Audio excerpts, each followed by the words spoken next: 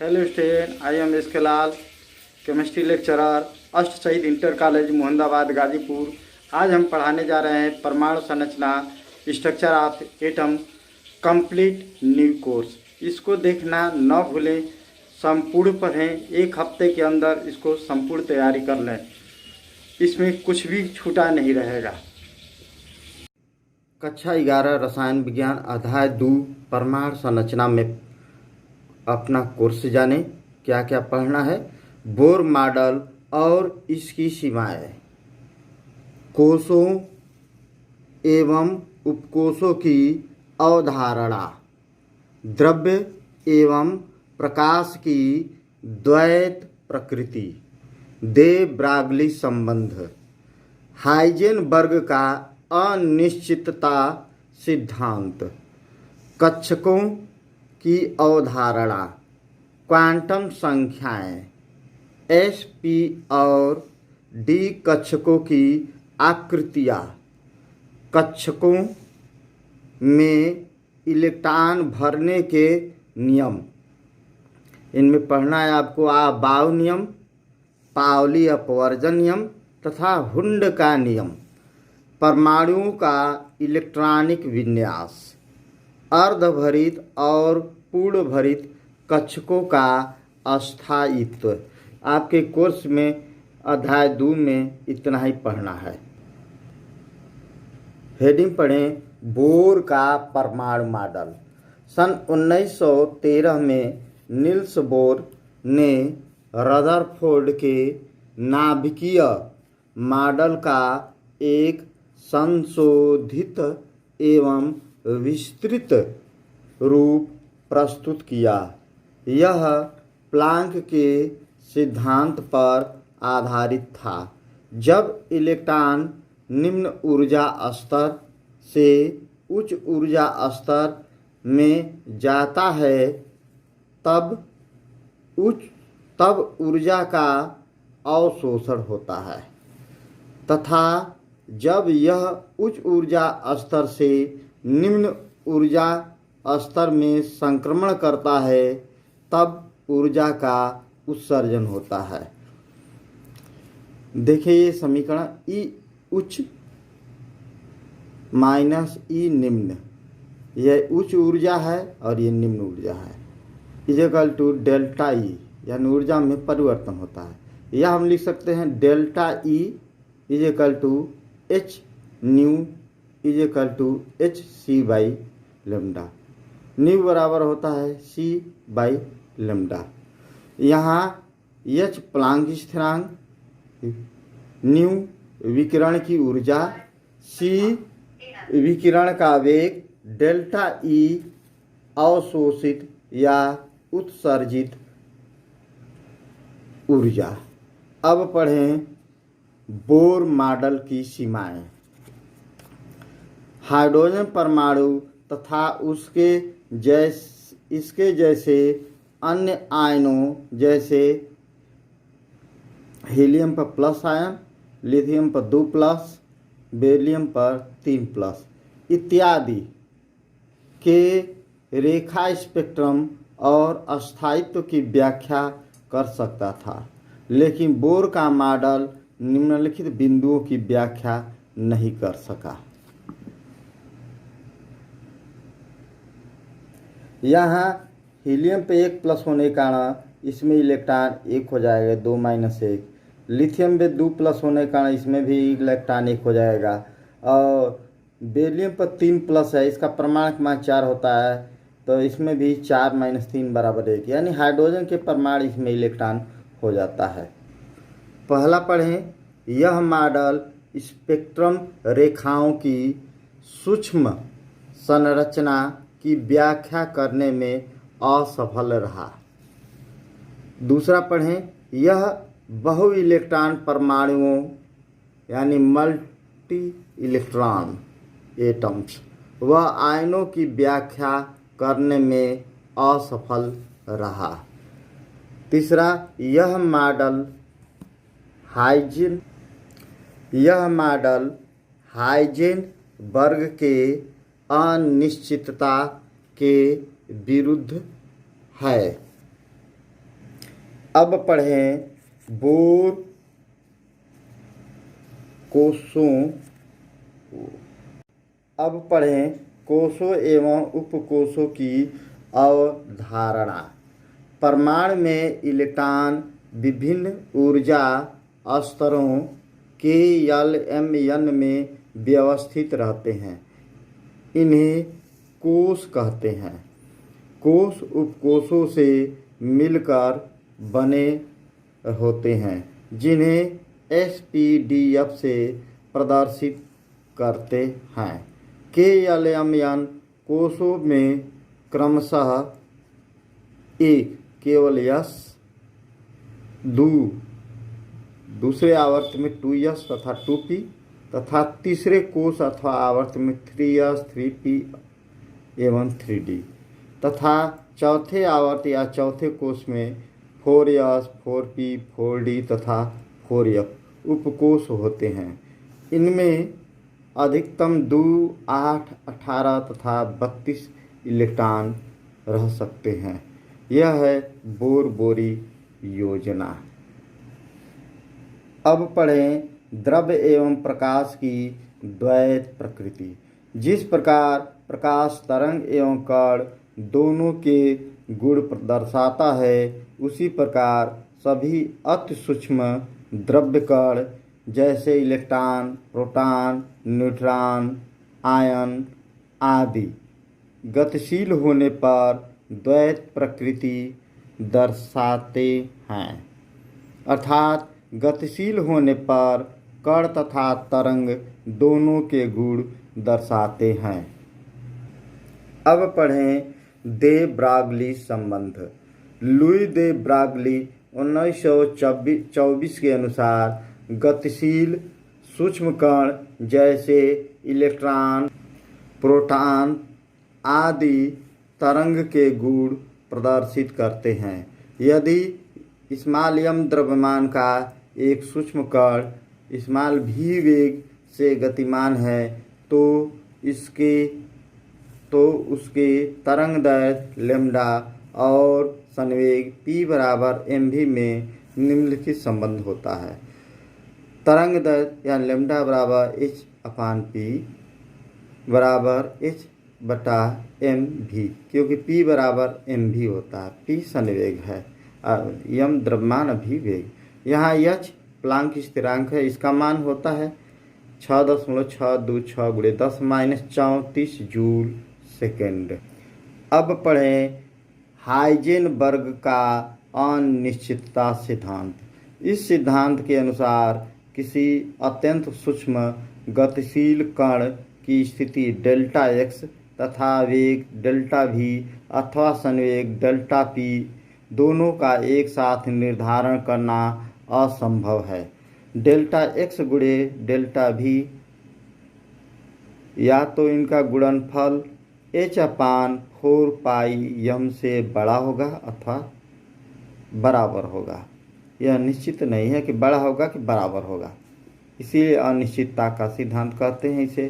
अथवा delta x गुणे delta p, m ऊपर चला जाएगा तो mv बराबर डेल्टा p, तो ये इनका गुणनफल h/4 पाई से बड़ा होगा अथवा बराबर होगा। यहाँ डेल्टा x कण की स्थिति में अनिश्चितता है और डेल्टा v कण के वेग में अनिश्चितता है। h प्लांक स्थिरांक है, m कण का द्रव्यमान है, डेल्टा p कण के संवेग में अनिश्चितता।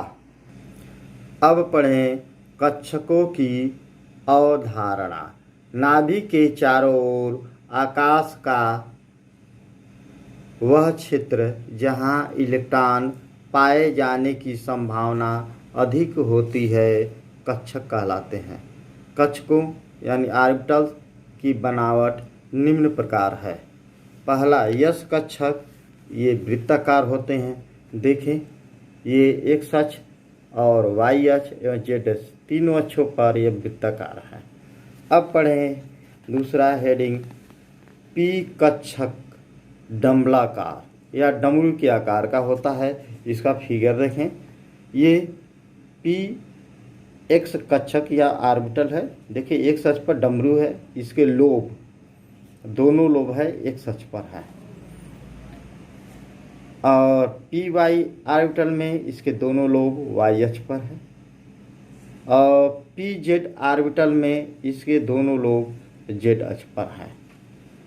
अब पढ़ें तीसरा, डी कक्षक द्विडंबलाकार होते हैं। इसमें 5 ऑर्बिटल होते हैं। तो देखें डी एक्स वाई ऑर्बिटल, देखें इसमें डी एक्स वाई ऑर्बिटल में इसके लोब हैं एक्स और वाई अक्षों के मध्य होंगे। देखें ये भी एक्स और ये एक्स और वाई अक्ष के मध्य हैं। और यह भी देखिए ये एक्स और ये वाई, इसके मध्य में ये लोब आएंगे। उसी तरह से ये एक्स है और ये वाई, इसके मध्य में ये लोब आएंगे। अब देखें दूसरा, डी वाई जेड ऑर्बिटल। देखिए इसमें वाई जेड में इसके लोब हैं वाई और जेड के मध्य स्थित है। फिर ये भी लोब है, देखें वाई और ये जेड है, इसके मध्य स्थित है। अब पढ़ें तीसरा, डी का ऑर्बिटल है डी जेड एक्स ऑर्बिटल। इसमें देखें लोब कहाँ है, जेड एक्स में जेड और एक्स अक्ष के मध्य ये लोब है। उसी प्रकार देखें ये जेड और एक्स अक्ष के मध्य लोब है। और चौथा पढ़ें D X square Y square orbital. देखिए इसमें एक्स अक्ष पर भी रहेंगे और वाई अक्ष पर भी डमरू रहेंगे, यानी लोब रहेंगे। तो इस ऑर्बिटल को कहेंगे डी एक्स स्क्वायर और minus Y square orbital, D X square minus Y square.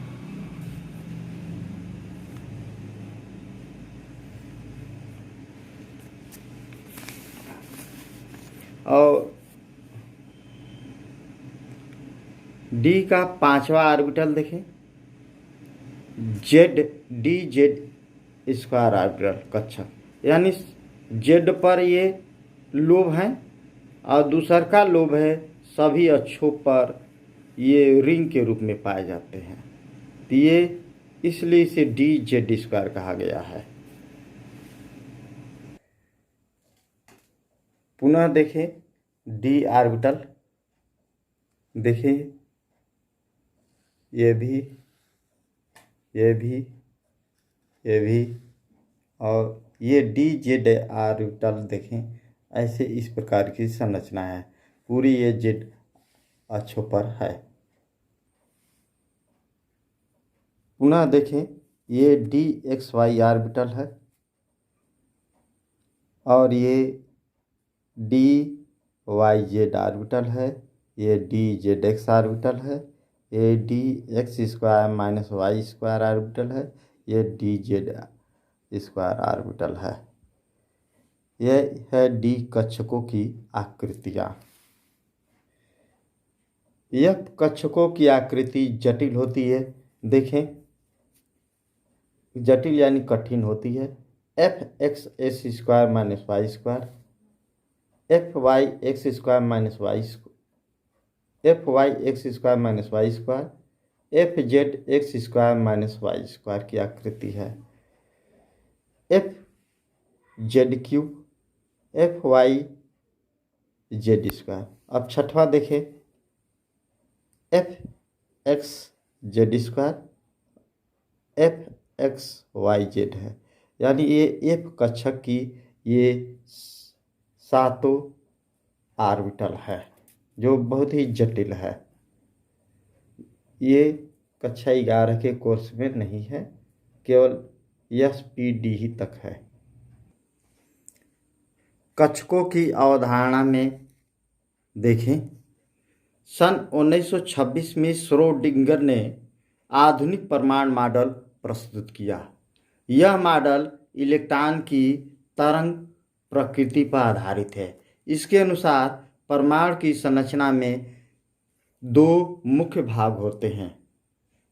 पहला है परमाणु के केंद्र पर धनावेशित भाग, जिसे नाभिक कहते हैं।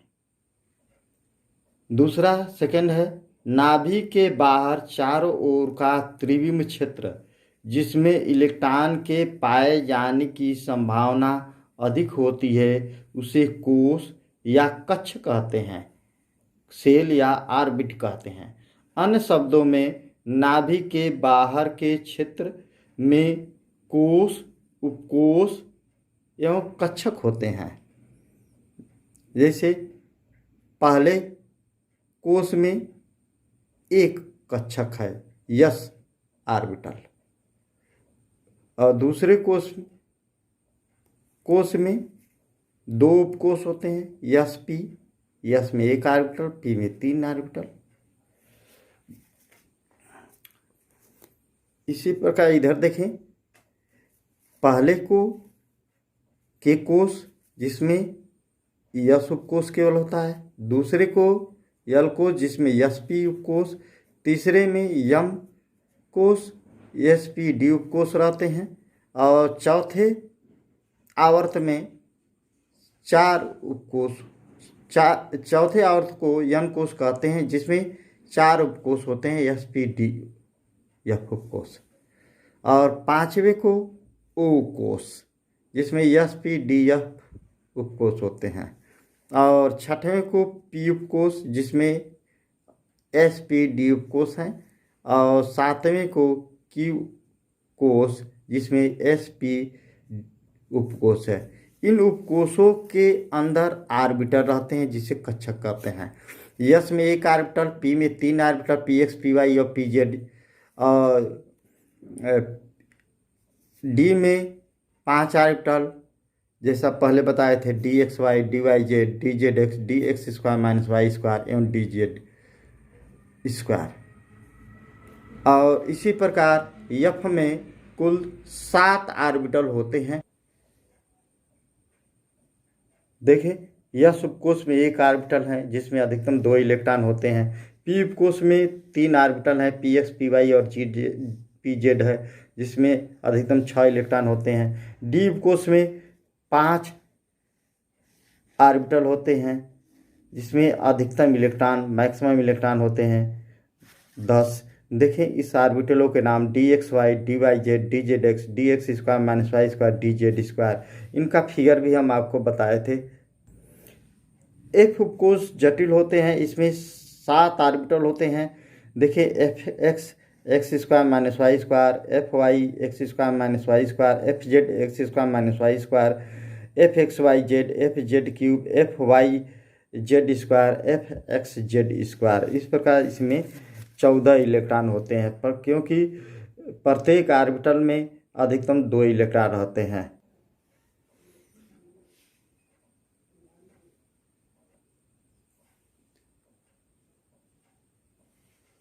परमाणु के नाभिक के चारों ओर इलेक्ट्रॉन भिन्न भिन्न आकृतियों तथा ऊर्जा के परमाणु कक्षकों में वितरित रहते हैं। एक कक्षक में अधिकतम 2 इलेक्ट्रॉन रह सकते हैं, परंतु उनके चक्रण की दिशा विपरीत होती है। देखिए, इसमें चक्रण की दिशा विपरीत है। ये एफ उपकोश में ही देखें, ये वामावर्त और ये दक्षिणावर्त, ये वामावर्त और दक्षिणावर्त। इसी प्रकार सभी में चक्रण की दिशा देखो, ये वामावर्त और ये दक्षिणावर्त, यानी विपरीत होती है। सभी उपकोशों के ऑर्बिटलों में विपरीत होती है। हाँ, अब जाने परमाणु कक्षकों से उपकोश या उपकोशों से उप ऊर्जा स्तर बनते हैं, तथा इन उप ऊर्जा स्तरों से निश्चित ऊर्जा के मुख्य ऊर्जा स्तर बनते हैं, जिन्हें कोश कहते हैं। अब देखें, कोशों को क्रमशः K L M N O P तथा क्यू अक्षरों से व्यक्त किया जाता है। नाभिक के समीपस्थ कोश को के बराबर 1 यानी n बराबर 1, दूसरे कोश को l कोश को n बराबर 2, तीसरे कोश m को n बराबर 3 एवं चौथे कोश को n बराबर 4 कोश कहते हैं। इस व्यवस्था को चित्र में दर्शाया गया है। देखें ये पूरे चित्र में Q को n बराबर 7 है। इनमें अधिकतम इलेक्ट्रॉन क्रमशः 2, पहले कोश में 2, दूसरे में 8, तीसरे में 18, चौथे में 32 एवं पाँचवें में भी अधिकतम 32 होते हैं। छठवें में अब घटना चालू कर देते हैं 18 और सातवें में 8 हो सकते हैं। SPD यह प्रतीक स्पेक्ट्रोस्कोपी पदों से लिए गए हैं। यह शुभकोश शार्प से लिया गया है, P प्रिंसिपल से लिया गया है, D डिफ्यूज्ड से लिया गया है तथा यह फंडामेंटल से, यानी डिफ्यूज्ड डी कोश को कहते हैं, फंडामेंटल एफ कोश को कहते हैं। अब देखें उपकोश 4 है SPDF। इस उपकोश में ऑर्बिटलों की संख्या 1, P में 3, D में 5 और F में 7 है। अब देखें यह उपकोश में यानी पहले कक्षक में अधिकतम इलेक्ट्रॉनों की संख्या 2 और P उपकोश में 6 और D उपकोश में 10 और F उपकोश में 14, क्योंकि एक ऑर्बिटल में अधिकतम 2 इलेक्ट्रॉन रह सकते हैं, इसलिए F में 7 ऑर्बिटल है तो 14 इलेक्ट्रॉन होंगे। देखें कॉलम देखिए, उपकोश कक्षकों की संख्या, इलेक्ट्रॉनों की अधिकतम संख्या, उपकोश में इलेक्ट्रॉनों की संख्या प्रदर्शित करने की विधि देखें। उपकोश को सबसेल बोलते हैं जो SPDF है।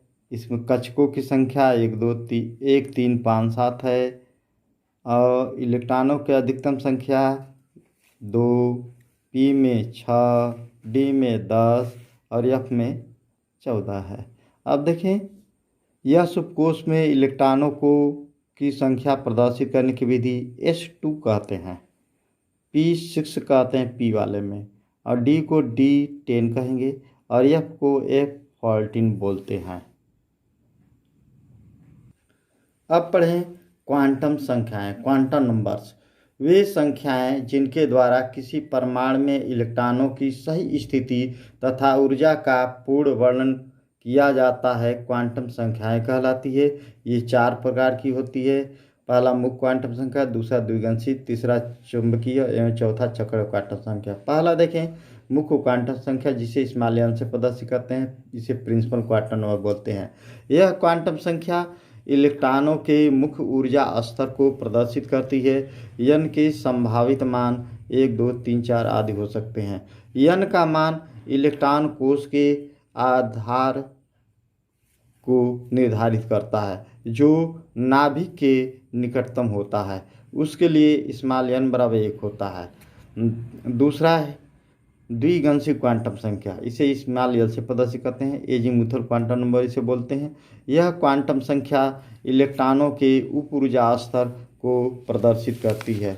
l के मान मुख्य क्वांटम संख्या n पर निर्भर करते हैं। n के किसी मान के लिए l के मान 0 से n-1 तक होते हैं। उदाहरण देखें, यदि n बराबर 1 तो l बराबर 0, क्योंकि 1 - 1 बराबर 0। यदि n बराबर 2 तो l बराबर क्या होगा 0, 1। इसमें n का मान 2 रख देंगे तो 0 से लेकर 1 तक होगा, क्रमशः होते हैं।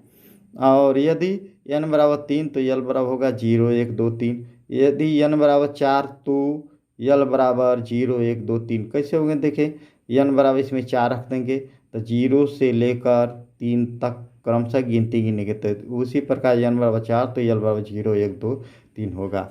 विभिन्न उपकोषों के लिए l का मान नीचे दिया गया है। हाँ देखिए, उपकोष SPDF है। l बराबर 0 1 2 3। इलेक्ट्रॉनों की अधिकतम संख्या S में 2, P में 6, D में 10 और F में 14 है।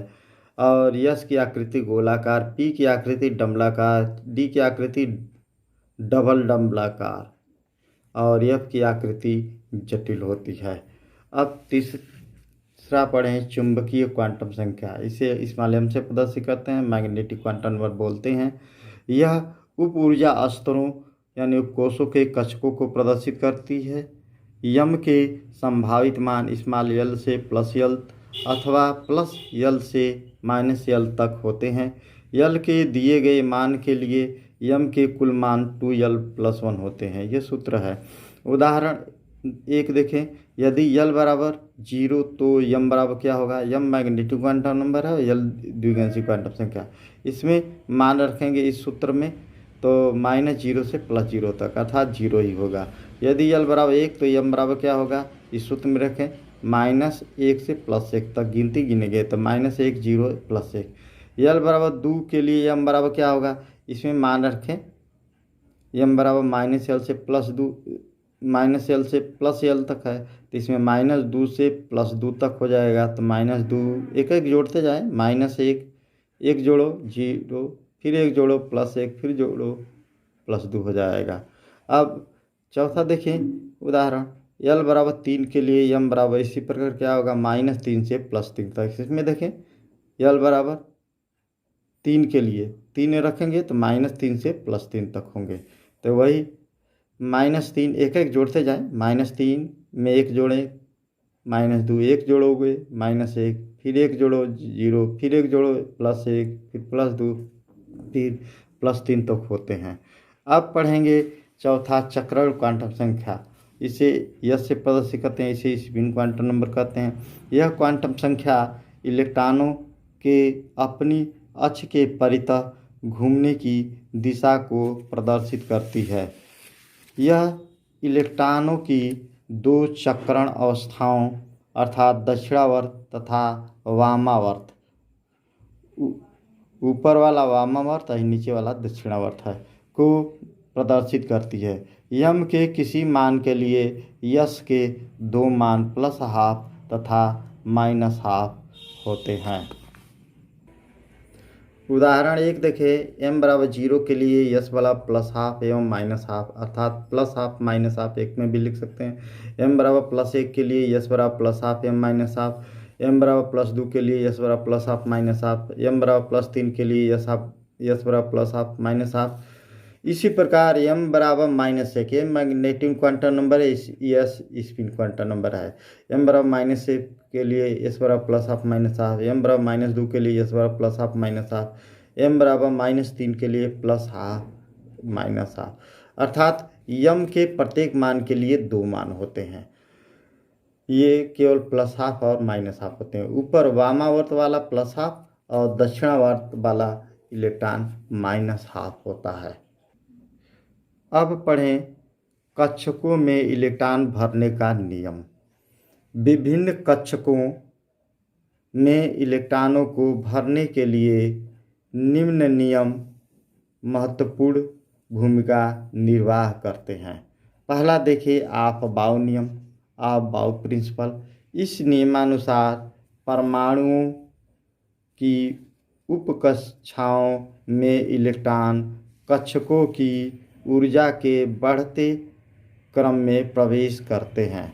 अथवा दूसरी परिभाषा देखें, इलेक्ट्रॉन वहाँ जाता है जहाँ n+l का मान कम होता है। यदि n+l का मान समान हो जाए तो इलेक्ट्रॉन वहाँ जाता है जहाँ n का मान कम होता है। इसे n+l का नियम भी कहते हैं। अब देखें ऑफ-बाउ नियम में इलेक्ट्रॉन प्रवेश करने का क्रम इस प्रकार बनाएंगे। पहले आवर्त में एक उपकोष 1s रहता है, दूसरे आवर्त में 2 उपकोष होते हैं 2s 2p। तीसरे आवर्त में 3 उपकोष s p d, तो इसी कहेंगे 3s 3p और 3d। चौथे आवर्त में 4 उपकोष होते हैं 4s 4p 4d और 4f। पांचवें आवर्त में भी 4 उपकोष है 5s 5p 5d और 5f। चौथे आवर्त तक उपकोष बढ़ते हैं, पांचवें में स्थिर हो जाते हैं और इस प्रकार समझे। और छठवें आवर्त में अब उपकोष घटना चालू हो जाएंगे। अब यहाँ पर 3 ही उपकोष रह जाएंगे 6s 6p और 6d। और 7 आवर्त में 2 उपकोष ही रह जाते हैं 7s और 7p। अब इलेक्ट्रॉन प्रवेश करने का क्रम देखें। पहले 1s में प्रवेश करेगा, 1s के बाद देखें अब किस तरह से 1s में प्रवेश करेगा, फिर इसके बाद इस तरह से मुड़ करके पीछे से जुट जाएगा। तो 2s के बाद देखें बीच में से यह मुड़ जाता है और पीछे से ये जुटते हैं 2p और के बाद 3s के बाद देखें ये मुड़ जाता है और बीच में से ही मुड़ जाता है और पीछे से जुटता है इस प्रकार 3p और 4s के बाद आप इलेक्ट्रॉन प्रवेश करता है, देखिए 3d में प्रवेश करेगा। 3d के बाद 4p के बाद 5s के बाद देखिए बीच में से ही मुड़ जाएगा और पीछे से यह जा कर के जुटेगा 4d 5p 6s के बाद देखें पुनः यह बीच में से ही मुड़ जाते हैं और 4f में प्रवेश करेंगे 4f 5d 6p 7s के बाद अब देखें किस में इलेक्ट्रॉन प्रवेश कर रहे हैं, सोचें। 7s के बाद 5f में प्रवेश कर रहा है, 5s के बाद 6d 7p, इस तरह से ये प्रवेश करते हैं। अब देखें कैसे इलेक्ट्रॉन प्रवेश करते हैं। देखें इलेक्ट्रॉन प्रवेश करने का क्रम। पहले देखें 1s उपकोष में यह बढ़ते हुए उपकोषे के ऊर्जा स्तर में प्रवेश करते हैं। 1s के बाद 2s 2p 3s 3p 4s 3d 4p 5s 4d 5p 6s 4f 5d 6p 7s 5f 6d 7p, इस प्रकार इसमें इलेक्ट्रॉन प्रवेश करते हैं। हाँ देखें उपकोष 4 होते हैं s p d f। अधिकतम इलेक्ट्रॉनों की संख्या जाने। s उपकोष में 2, p उपकोष में 6, d उपकोष में 10 और f उपकोष में 14। s उपकोष में कक्षकों की संख्या यानी ऑर्बिटलों की संख्या 1, p उपकोष में 3 और d उपकोष में 5 और f उपकोष में 7 रहते हैं। देखें इलेक्ट्रॉन प्रवेश करने का क्रम। पहले 1s में, फिर 2s 2p 3s 3p 4s 3d 4p 5s 4d 5p 6s 4f 5d 6p 7s 5s 6d 7p, यानी अबाउ नियम द्वारा ये बढ़ते हुए उच्च ऊर्जा स्तरों में क्रमशः इलेक्ट्रॉन प्रवेश करते हैं। अब पढ़े पावली का अपवर्जन नियम।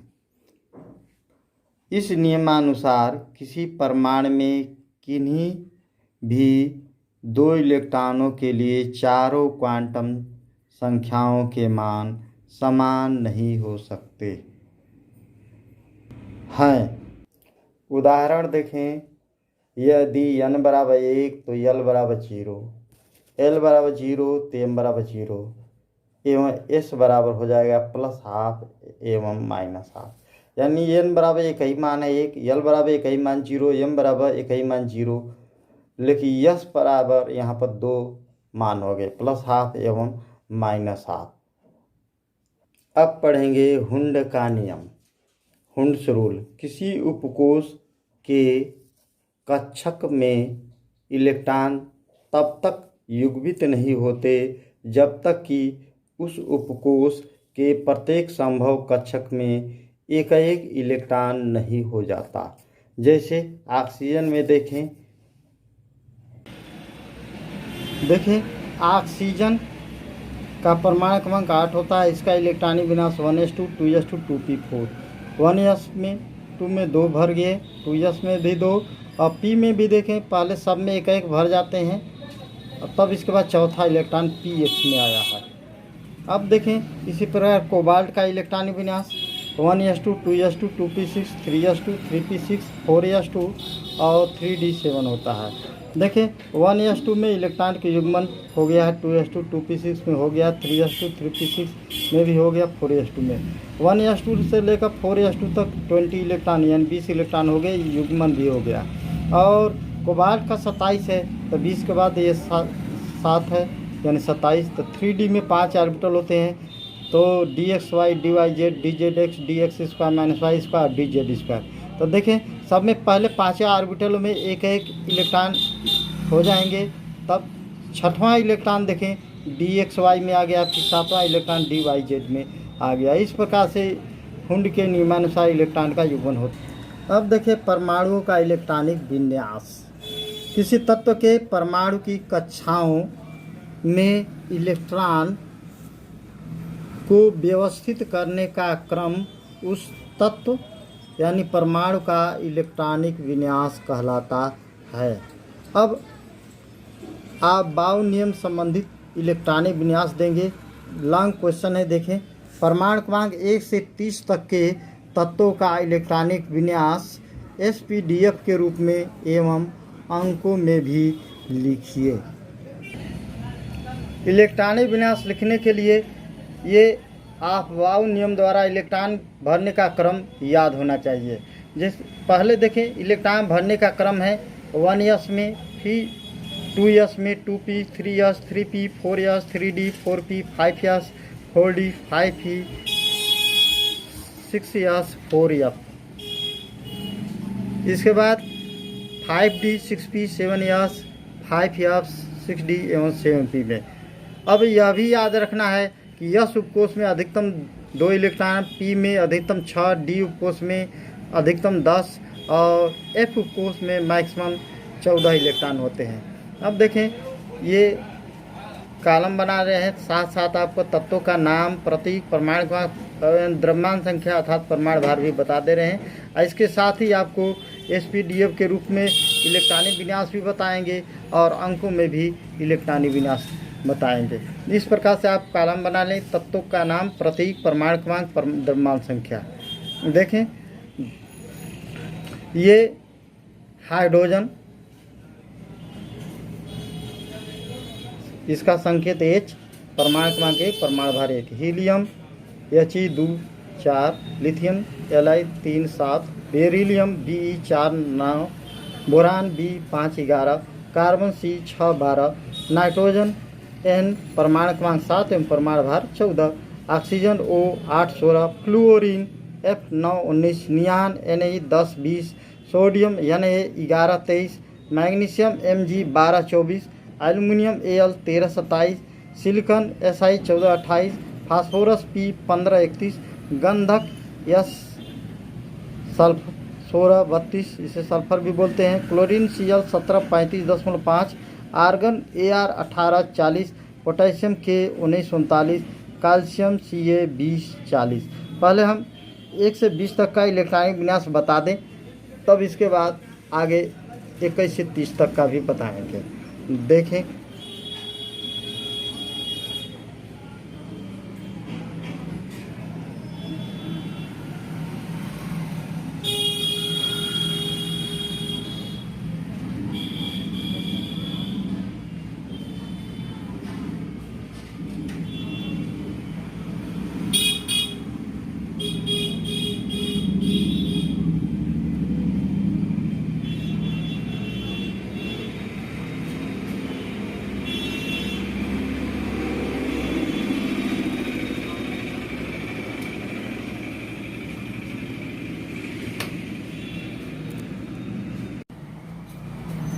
हाइड्रोजन का इलेक्ट्रॉनिक विन्यास देखें 1s1, इसमें अंकों में 1 है।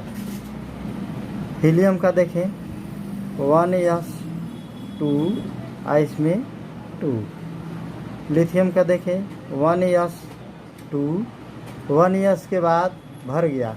यस में अधिकतम 2 ही इलेक्ट्रॉन होते हैं, तो इसलिए अब 2 यस में प्रवेश करेंगे, तो हो जाएगा 2s1। यस के पहले 1 है तो पहले आवर्त है, तो पहले आवर्त में 2 इलेक्ट्रॉन। यस के पहले 2 है तो दूसरे आवर्त है, दूसरे आवर्त में 1 इलेक्ट्रॉन है, 2 1 हो गया। अब बेरिलियम का देखें 4 है परमाणु क्रमांक, तो 1s2 2s2 इलेक्ट्रॉन ऊपर रखते हैं, 2 और 2 4 है, पहले आवर्त में 2 और दूसरे आवर्त में 2। अब बोरान का देखें 1s2 2s2 5 है, तो एक और चाहिए, तो 2s के बाद देखें 2p में प्रवेश कर रहा है, तो ये लिखेंगे 2p1, यानी पहले आवर्त में 2 और यस 2s और 2p, ये दूसरे आवर्त का है, तो इसको इलेक्ट्रॉनों को जोड़ देंगे 3 आ जाएगा। अब देखेंगे कार्बन का इलेक्ट्रॉनिक विन्यास देखें 1s2 2s2 2p2 6 इलेक्ट्रॉन है कार्बन में, तो 2 2 4 और 2 6। नाइट्रोजन का देखें 1s2 2s2 2p3, इसमें 7 इलेक्ट्रॉन है, तो देखें 2 2 4 और 3 7। ऑक्सीजन का इलेक्ट्रॉनिक विन्यास देखें 1s2 2s2 2p4, 2 2 4 और 4 8। और फ्लोरीन का देखें परमाणु क्रमांक 9 है, तो इसका होगा इलेक्ट्रॉनिक विन्यास 1s2 2s2 2p5। और फ्लोरीन का हो गया। हम नियान का देखें जिसका परमाणु क्रमांक 10 है 1s2 2s2 2p6। अब अंकों में भी इलेक्ट्रॉनिक विन्यास देख लें। पहले कार्बन का देखें, इसमें 1s में 2 इलेक्ट्रॉन है, यानी पहले आवर्त में 2, और 2s और 2p दूसरे आवर्त में है। यस के पहले 2 है, पी के पहले 2 है, तो ये दोनों दूसरे आवर्त के है, तो दूसरे आवर्त के इलेक्ट्रॉनों को जोड़ देंगे 2 और 2 4, यानी हो गया ये 2 4 हो गए। अब इस प्रकार नाइट्रोजन का देखें 7 है परमाणु क्रमांक, 1s है, तो ये पहले आवर्त में है, इसमें 2 इलेक्ट्रॉन है, 2 लिख देंगे।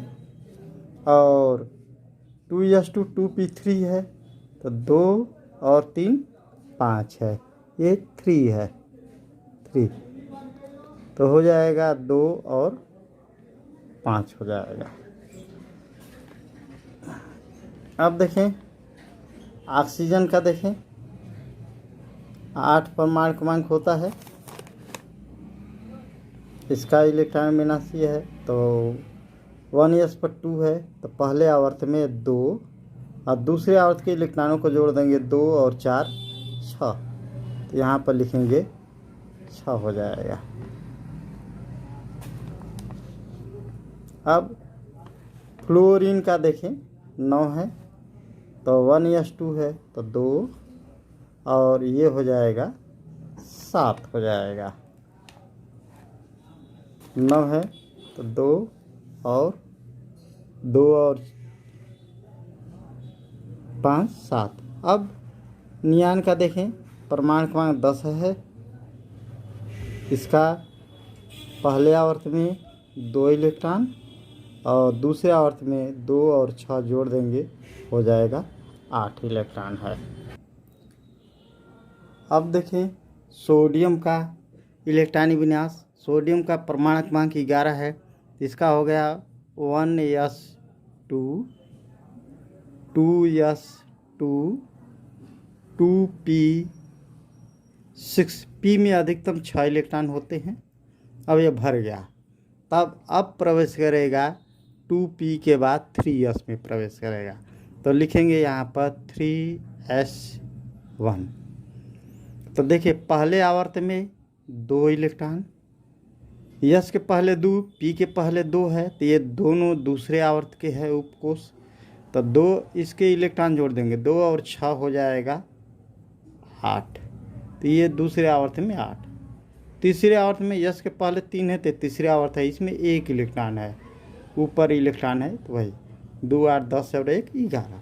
अब मैग्नीशियम का परमाणु क्रमांक 12 है, तो इसका हो गया पहले आवर्त में 2 से अधिक इलेक्ट्रॉन ही रहेगा, एक ही उपकोष है। दूसरे आवर्त में 2 उपकोष है, 2s और 2p। तो यस में 2 और p में अधिकतम 6 होता है। और इस प्रकार 2 2 4 6 10, अभी 2 और चाहिए, तो तीसरे आवर्त में गया है 3s में 2। तो यस के पहले 1 है, तो पहले आवर्त में 2 इलेक्ट्रॉन है, और यस के पहले 2, पी के पहले 2 है, तो ये दूसरे उपकोष के हैं, दूसरे आवर्त के दोनों उपकोष हैं। 2 और 6 इलेक्ट्रॉन जोड़ देंगे तो 8 हो जाएगा। और तीसरे यस के पहले 3 है, तो तीसरे आवर्त का ये उपकोष है, इसमें 2 इलेक्ट्रॉन है, तो ये 2 हुआ, 2 8 10 तो 12। अब एल्युमिनियम का देखें, परमाणु क्रमांक 13 है, तो 1s2 2s2 2p6 3s2। अब 3s भर गया, यस में 2 से अधिकार नहीं रहता है। अब इसके बाद 3p में प्रवेश कर गया, तो 3p में 1 यानी हो जाएगा 2 8 और 3। यस के पहले 3, पी के पहले 3 है, तो ये दोनों उपकोष तीसरे आवर्त के हैं। तीसरे आवर्त के इलेक्ट्रॉनों को जोड़ देंगे, 2 और 1 हो गया 3। अब सिलिकॉन का देखें, 1s2 2s2 2p6 3s2 3p2 2 8 4। Phosphorus का देखिए परमाणु क्रमांक 15 है, तो होगा 1s2 2s2 2p6 3s2 3p3 हो जाएगा 2 8 5। अब गंधक का देखें, जिसे सल्फर कहते हैं, परमाणु क्रमांक 16 है, तो 1s2 2s2 2p6 3s2 3p4 हो गया इलेक्ट्रॉन 2 8 और 6, 2 8 10 और 6 16 इलेक्ट्रॉन हुआ। अब क्लोरीन का देखें, परमाणु क्रमांक 17 है, तो 1s2 2s2 2p6 3s2 3p5 2 8 7। अब आर्गन का देखें, 1s2 2s2 2p6 3s2 3p6 हो गया 2 8 8 हो गया। अब पोटेशियम का देखें, परमाणु क्रमांक 19 है, तो इसका इलेक्ट्रॉन विन्यास 1s2 2s2 2p6 3s2 3p6 p में अब भर गया, p में अधिकतम 6 ही होते हैं, तो 3p के बाद अब 4s चौथे आवर्त में गया, तो ये हो जाएगा 4s1, यानी हो गया 2 8 8 और 1 हो गया। अब कैल्शियम का देखें, परमाणु क्रमांक 20 है, 1s2 2s2 2p6 3s2 3p6 4s2 yes के पहले एक है तो पहले आवर्त में 2 इलेक्ट्रॉन है। यस के पहले 2, पी के पहले 2 है, तो दूसरे आवर्त के इलेक्ट्रॉनों को जोड़ेंगे, 2 और 6 8 हो जाएगा। और तीसरे आवर्त में 3s में देखें, यस के पहले 3 और पी के पहले 3 है, तो ये दोनों उपकोष तीसरे आवर्त के हैं, तो इसके इलेक्ट्रॉनों को जोड़ेंगे, 2 और 6 8 हो जाएगा। और यस के पहले 4 है, तो ये चौथे आवर्त का उपकोष है, तो इसमें 2 है, तो ये लिख लेंगे, तो ये हो जाएगा 2 8 10 और 8 18 2 20। परमाणु क्रमांक 21 से लेकर 30 तक के तत्वों का नाम, प्रतीक, परमाणु क्रमांक, परमाणु भार जाने, इसके बाद इलेक्ट्रॉनिक विन्यास भी जाने। स्कैंडियम Sc2145, टाइटेनियम प्रतीक Ti, परमाणु क्रमांक 22, परमाणु भार 48।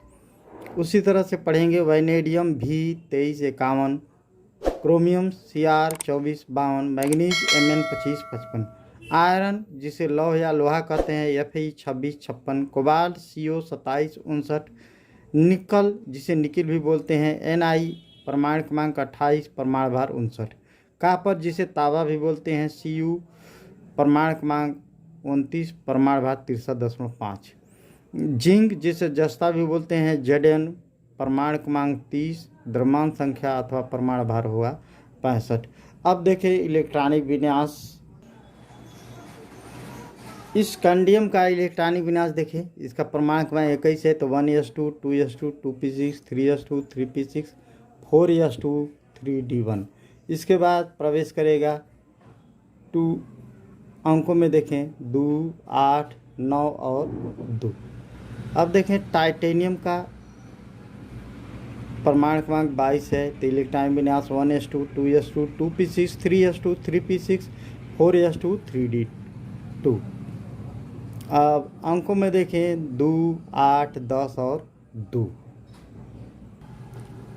वैनेडियम का इलेक्ट्रॉनिक विन्यास देखें 1s2 2s2 2p6 3s2 3p6 4s2 3d3।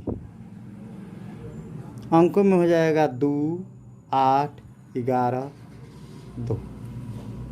Chromium का देखें 1s2 2s2 2p6 3s2 3p6 4s1 3d5। याद करें डी ब्लॉक के तत्वों में परमाणुओं में डी में 4 नहीं रह सकते हैं, यस में से खींच लेता है, तो यह 3d5 हो जाएगा और 4s1 हो जाएगा। इस प्रकार अंकों में हो जाएगा 2 8 और 3s 3p और 3d के इलेक्ट्रॉन जोड़ें, 2 6 8 और 5 13 हो जाएगा, और चौथे आवर्त में 1 हो जाएगा। अब मैग्नीज का देखें 1s2 2s2 2p6 3s2 3p6 4s2 3d5। यह 2 8 13 2। अब आयरन लौह का देखें 1s2 2s2 2p6 3s2 3p6 4s2 3d6। अंकों में देखें 2 8।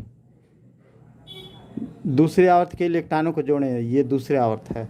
तीसरे आवर्त के इलेक्ट्रॉनों को जोड़ें 3s 3p और 3d, 2 6 8 और 6 14 हो जाएगा, और इसमें 2। कोबाल्ट 27 का देखें 1s2 2s2 2p6 3s2 3p6 4s2 3d7। अंकों में हो जाएगा 2 8 15 और 2। निकल का देखें, इसे निकल भी बोलते हैं 1s2 2s2 2p6 3s2 3p6 4s2 3d8 अंकों में 2 8 16 2। कॉपर का देखें 1s2 2s2 2p6 3s2 3p6 4s1 3d10।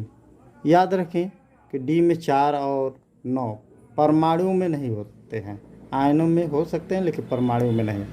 तो डी 4s से डी को 3d वाला अपना इलेक्ट्रॉन खींच लेता है, एक इलेक्ट्रॉन खींच लेगा, इसलिए 9 के बदले 10 हो जाएंगे। अब अंकों में देखें 2 8 और तीसरे आवर्त में 3s 3p और 3d के इलेक्ट्रॉनों को जोड़ देंगे 18 हो जाएगा, और चौथे आवर्त में 2 हो जाएगा।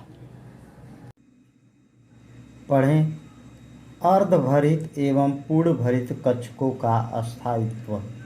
अर्धभरित कक्षक जिसे ऑर्बिटल बोलते हैं तथा पूर्ण भरे कक्षक यानी ऑर्बिटल अपेक्षाकृत अधिक अस्थायी होते हैं।